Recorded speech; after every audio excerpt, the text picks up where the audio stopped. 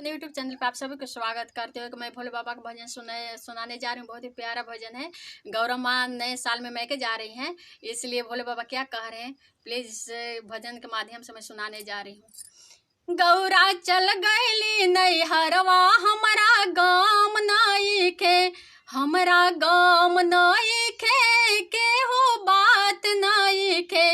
गौरा चल गईली नैहरवा हमरा गाम नइखे, गौरा के नैहर महल अटारी हमरा गाम नइखे। हमर टूटा ही झोपड़िया वो से काम नइखे। गौरा चल गईली नैहरवा हमरा गाम नइखे, गौरा के नैहर पूरी कचौड़ी हमरा गाम नइखे। हमर भंगिया के गोला वो से काम नइखे। गौरा चल गईली नैहरवा हमरा गाम नइखे, हमरा गाम नइखे केहू बात नइखे। गौरा चल गईली नैहरवा हमरा गाम नइखे, गौरा के नैहर गाड़ी मोटर हमरा गाम नइखे।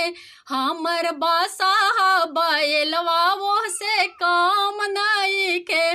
गौरा चल गईली नैहरवा हमरा